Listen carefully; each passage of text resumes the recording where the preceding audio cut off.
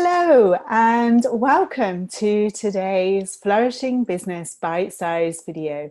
I'm Andrea Morrison and I hope you enjoy today's little exploration. Today I would like to explore with you, how do we know? How do we know that something is right or not right for us? How do we know whether the decision we're going to make is right or not? You know, when I usually do speaking events or training events, I usually ask people about their gut feeling. And they immediately know what I'm talking about. It's like everybody knows what we're talking about. And then I usually ask the question, how did it work out for you when you didn't follow your gut feeling? And it's normally followed by a lot of oh and rolling of the eyes and oh, not very well, and things like that, reactions like that. So why don't we follow it more? Because we all seem to know that when we don't follow it, it doesn't really work out so good for us. Now, I have quite a few memories of when I did and when I didn't follow my gut feeling. But there are three that really, really stand out for me. The first really striking memory, it is a bit sweet, and it's when I decided that I would accept who was going to be my husband, accept his invitation to go out. I'd just come out of a long-term relationship. I wasn't looking to go out with anybody or be with anybody. In fact, I'd said, no, I'm going to be on my own for a while. I think it would do me a lot of good to be on my own for a while. And almost immediately, I met my then going to be husband, and he asked me out. And we worked together, and I remember walking down the stairs really vividly towards my car and just thinking, wow, I've gone and done it now. You know, that's it.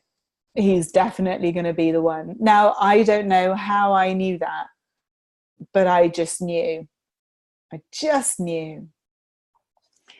Now, the second, I didn't follow that gut feeling. So the second was when I was at university. I'd finished my law degree. I was looking to find pupillage along with tens of thousands of other law students who were looking to find something permanent. And I was offered the opportunity of a pupillage in a local small chambers. Now, I knew this wasn't going to be the right opportunity for me. I just knew it, but my head was saying, now, come on, you've got to be sensible about these things. There are only a handful of pupillages available. And, you know, the odds are kind of stacked up against you because I was a mature student, I was female, I'd not had a glittering educational background, you know. There were lots of things that I thought were going against me. So being given a pupillage, even before I'd started my bar exams, was just, you've got to do this, you've got to take it. But I knew it was going to be a bit of a bum move, and it was terrible. Fortunately, I was rescued by really excellent chambers, but I was so clear that I knew that wasn't going to be the right move for me, but I didn't listen to it. Now, the third was when I was towards the end of my career as a barrister, and I knew that I had to stop. I knew I was burning out.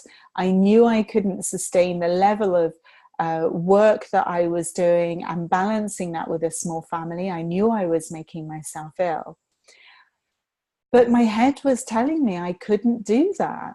I couldn't just walk away from a career. I couldn't walk away from the income that I was enjoying. You know, I believed that I would be putting my family at risk in some way. But I knew on a really deep level that I was going to be okay. I just knew it. And it was as though I had a hand pushing me behind me, saying, you've got to do this.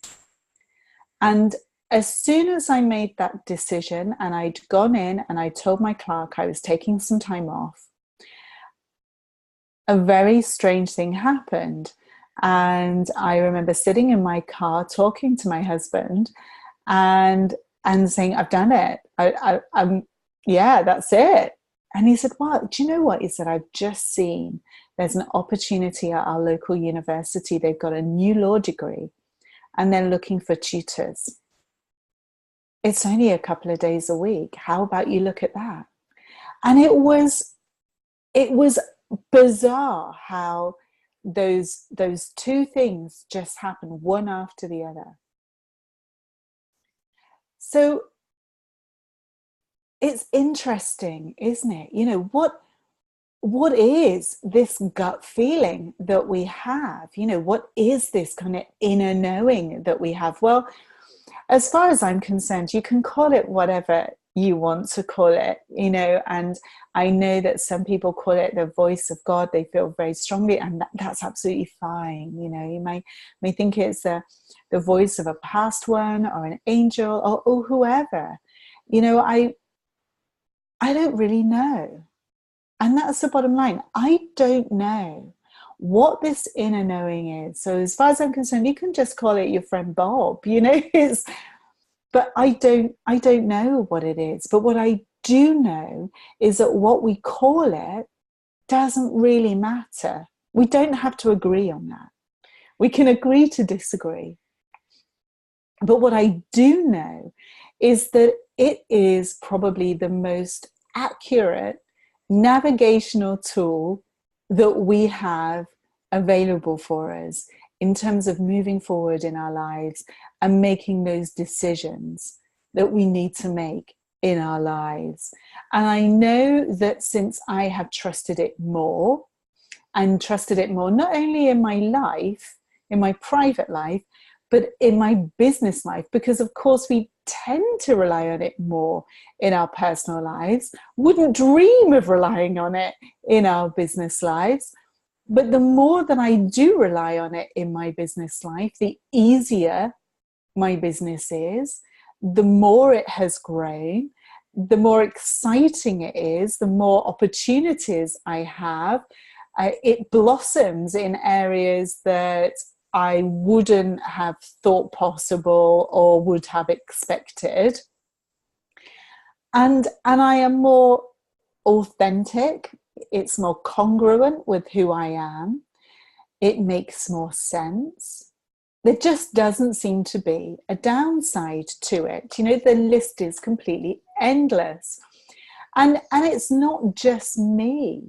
You know, my clients whom I work with, they report all of the above. They report an ease of business, an effortless growth of their business, endless motivation, resilience, confidence, creativity, all within their business.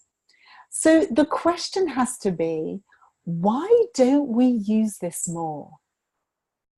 Well, surely I think, you know, I think the one thing that holds us back the most is that we believe that it should be harder than this, that it should be something that needs to be thought through even more, you know, that we should be weighing up the cons and the benefits. We should be assessing what other people think. We should be looking at their experience and kind of using that in some way to assess whether our decisions or whether our feeling about something is right. Well, yeah, well, here's my take on all of that. That's great. But even when we're using other people's experience and other people's knowledge and all of that, it's still a lot of guesswork. We're still guessing. We're looking to the past to try to predict the future. And if we always did that, if we always look to the past, because what we're saying is we're looking at other people's experience, other people's knowledge, other people's, you know, what they've tried and tested, it's their past experience. And if we only ever did that, surely we would never make any progress.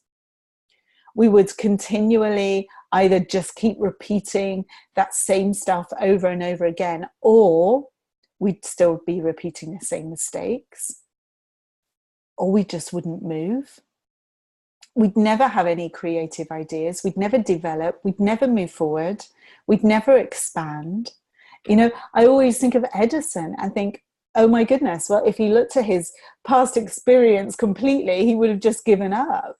You know, he said, well, it's not worked. It's impossible. But there was something inside of him that continued to push him forward. He knew that this could work.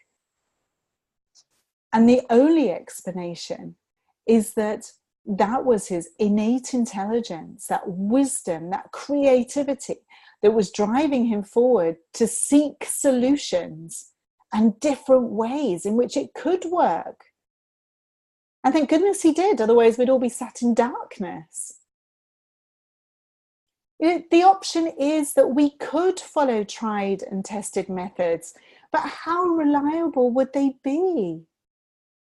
Often, you know, we don't know what the outcome would be if we used somebody else's tried and tested method. You know, sometimes it works for us, sometimes it doesn't work for us.